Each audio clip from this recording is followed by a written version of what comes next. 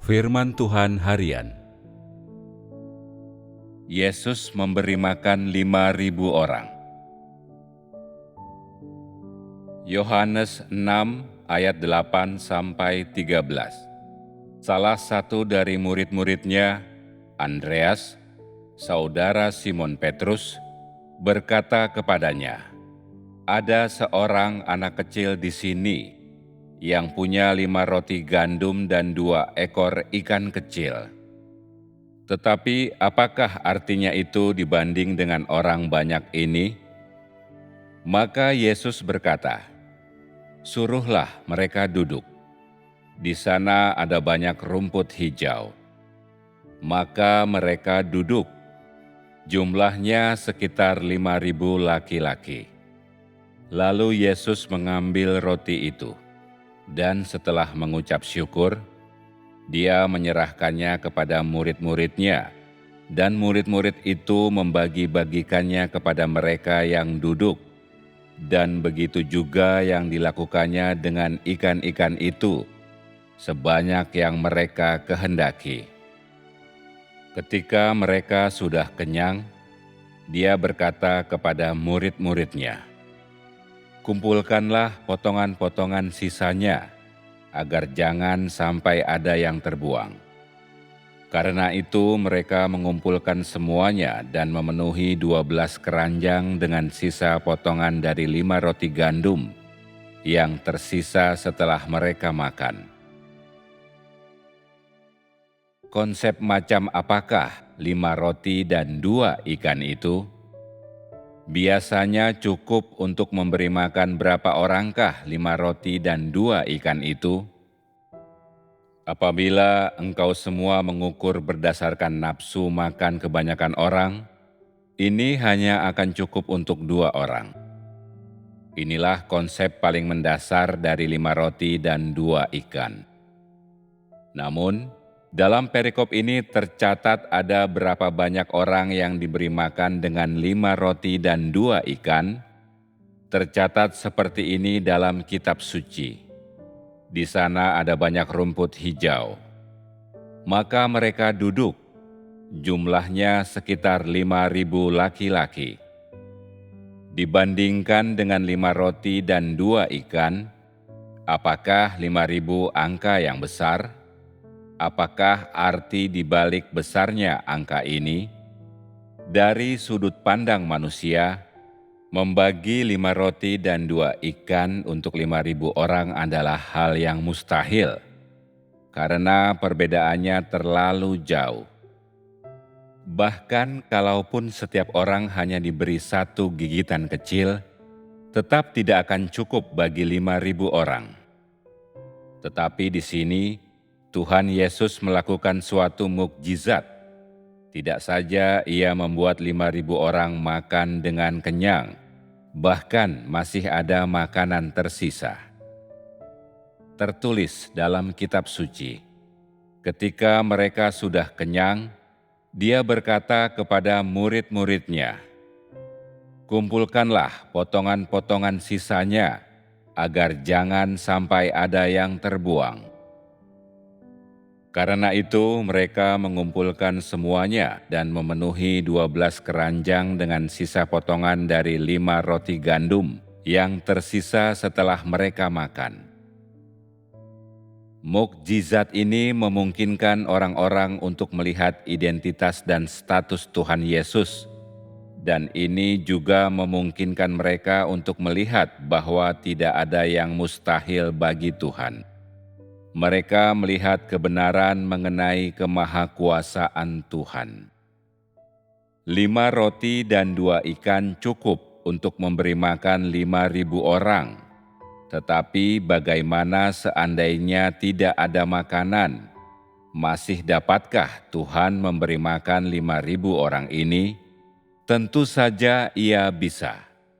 Ini adalah mukjizat, sehingga tak terhindarkan orang-orang merasa ini tidak dapat dipahami dan merasa ini sangatlah luar biasa dan misterius. Tetapi bagi Tuhan, melakukan hal semacam ini adalah perkara kecil. Karena ini adalah hal yang biasa bagi Tuhan, mengapakah ini harus dikhususkan dalam penafsiran?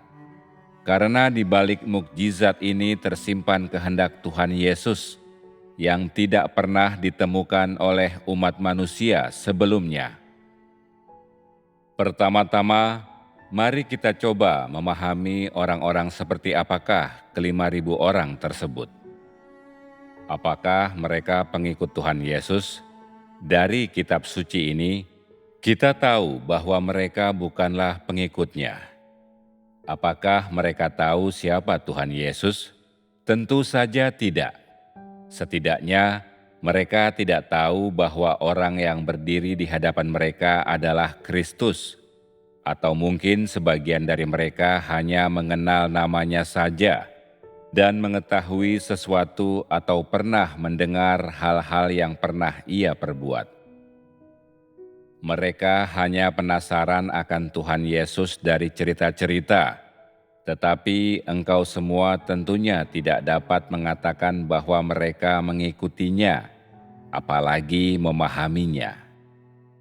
Ketika Tuhan Yesus melihat 5.000 orang ini, mereka sedang lapar dan hanya bisa memikirkan tentang makan sampai kenyang. Jadi dalam konteks ini Tuhan Yesus memuaskan keinginan mereka.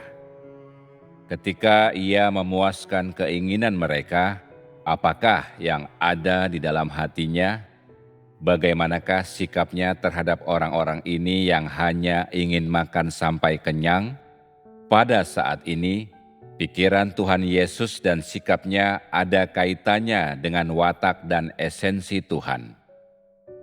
Menghadapi 5.000 orang dengan perut kosong yang hanya ingin makan sampai kenyang, menghadapi orang-orang yang penuh rasa ingin tahu dan harapan akan Dia, Tuhan Yesus hanya memikirkan bagaimana memanfaatkan mukjizat ini untuk melimpahkan kasih karunia kepada mereka. Akan tetapi, Ia tidak berharap banyak bahwa mereka akan menjadi pengikutnya, karena Ia tahu bahwa mereka hanya ingin turut dalam kesenangan dan makan sampai kenyang. Jadi ia melakukan yang terbaik dengan apa yang ia miliki dan menggunakan 5 roti dan 2 ikan untuk memberi makan 5.000 orang. Ia membuka mata orang-orang ini yang menikmati hiburan, yang ingin menyaksikan mukjizat, dan mereka melihat dengan mata kepala mereka sendiri hal-hal yang bisa diselesaikan oleh Tuhan yang berinkarnasi. Meskipun Tuhan Yesus menggunakan sesuatu yang kasat mata untuk memuaskan rasa ingin tahu mereka, Ia sudah tahu dalam hatinya bahwa 5.000 orang ini hanya ingin makan kenyang, sehingga Ia tidak mengatakan apapun kepada mereka atau berkhotbah sama sekali kepada mereka. Ia hanya membiarkan mereka menyaksikan mukjizat terjadi.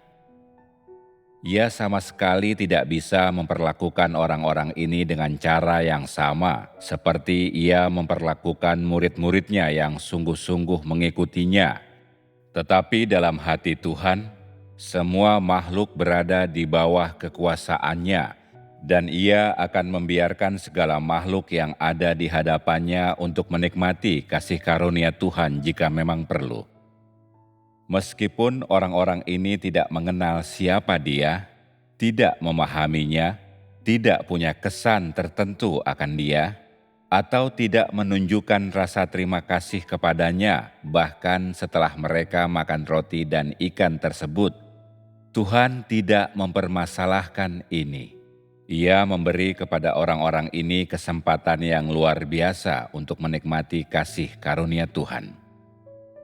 Sebagian orang mengatakan bahwa Tuhan bertindak berdasarkan prinsip yang kaku, dan bahwa Ia tidak menjaga atau melindungi orang-orang tidak percaya, dan bahwa Ia secara khusus tidak membiarkan orang-orang demikian menikmati kasih karunia-Nya. Benarkah begitu? Di mata Tuhan, selama mereka adalah makhluk hidup yang diciptakan oleh-Nya sendiri, Ia akan mengelola dan merawat mereka. Ia akan memperlakukan mereka, merancang bagi mereka, dan mengatur mereka dengan berbagai cara. Inilah pikiran-pikiran dan sikap Tuhan terhadap segala hal. Meskipun 5.000 orang yang makan roti dan ikan tidak berencana mengikuti Tuhan Yesus, Ia tidak bertindak keras terhadap mereka. Setelah mereka makan sampai kenyang, tahukah engkau semua apa yang dilakukan Tuhan Yesus? Apakah Ia mengkhotbahkan sesuatu kepada mereka? Kemanakah Ia pergi setelah melakukan ini? Kitab suci tidak mencatat bahwa Tuhan Yesus mengatakan apapun kepada mereka. Setelah Ia menyelesaikan mukjizatnya, Ia diam-diam pergi. Jadi apakah Ia memberikan persyaratan kepada orang-orang ini? Apakah ada kebencian? Tidak ada satupun dari hal-hal tersebut. Ia hanya tidak ingin lagi memikirkan orang-orang ini yang tidak dapat mengikutinya. Dan pada saat itu hatinya sakit. Karena ia telah melihat kebejatan umat manusia, dan ia telah merasakan penolakan umat manusia terhadapnya. Dan ketika ia melihat orang-orang ini atau saat ia bersama mereka, kebodohan dan kebebalan manusia membuatnya merasa sangat sedih dan hatinya pedih. Karenanya ia hanya ingin pergi meninggalkan orang-orang ini sesegera mungkin. Tuhan tidak ingin memiliki persyaratan apapun mengenai mereka di dalam hatinya. Ia tidak ingin memikirkan mereka. Secara khusus, ia tidak ingin membuang tenaganya untuk mereka. Dan ia tahu mereka tidak bisa mengikutinya. Terlepas dari semua ini, sikapnya terhadap mereka tetap sangat jelas. Ia hanya ingin memperlakukan mereka dengan baik, memberi mereka kasih karunia. Inilah sikap Tuhan terhadap setiap makhluk di bawah kekuasaannya. Terhadap setiap makhluk, memperlakukan mereka dengan murah hati, menyediakan kebutuhan mereka, memelihara mereka. Karena alasan inilah, yaitu bahwa Tuhan Yesus adalah Tuhan yang berinkarnasi, maka Dia secara sangat wajar mengungkapkan esensi Tuhan itu sendiri dan memperlakukan orang-orang ini dengan baik. Ia memperlakukan mereka dengan baik dengan hati penuh belas kasihan dan toleransi. Tidak peduli bagaimana orang-orang ini memandang Tuhan Yesus, dan tidak peduli bagaimana hasil akhirnya.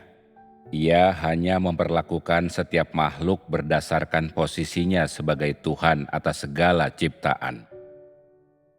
Yang diungkapkannya tanpa terkecuali adalah watak Tuhan, apa yang Ia miliki dan siapa Ia.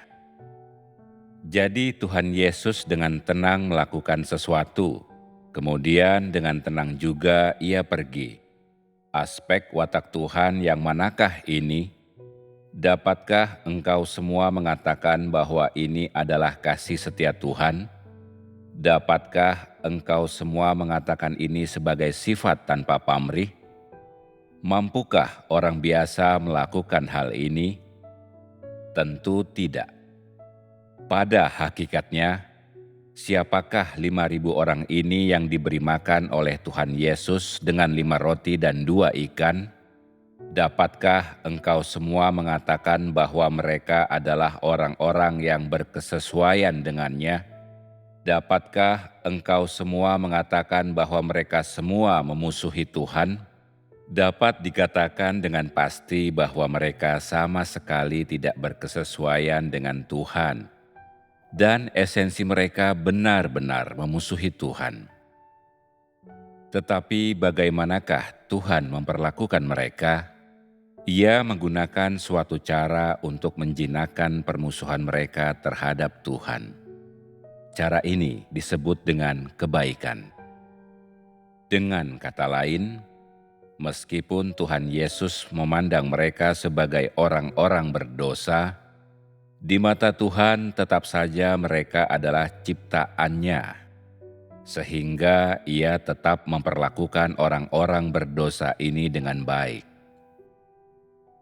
Ini adalah toleransi Tuhan, dan toleransi ini ditentukan oleh identitas dan esensi Tuhan sendiri. Jadi, ini adalah hal yang tidak bisa dilakukan oleh manusia yang diciptakan oleh Tuhan. Hanya Tuhan sendiri yang dapat melakukan ini.